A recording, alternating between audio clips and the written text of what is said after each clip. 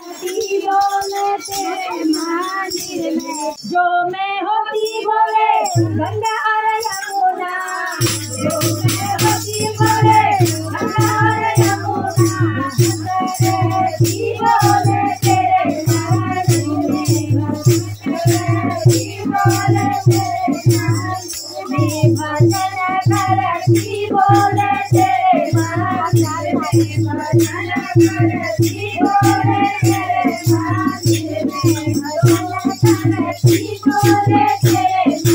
मंदिर में भजन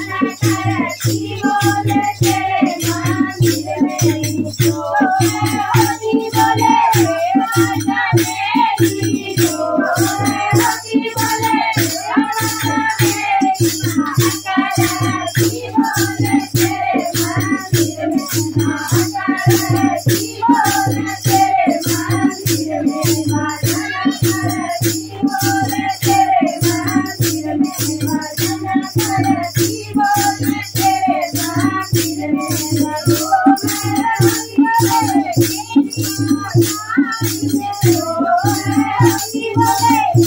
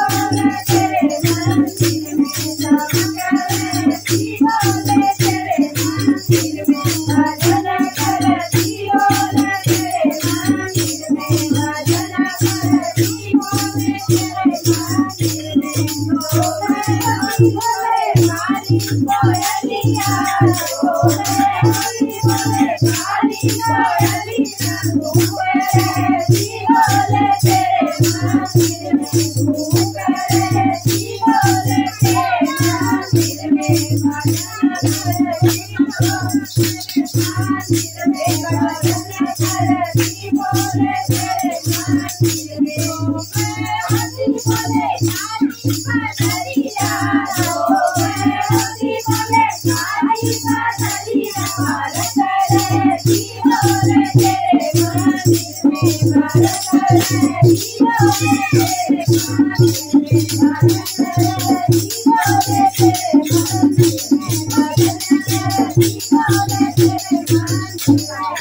बोले शंकर भगवान की।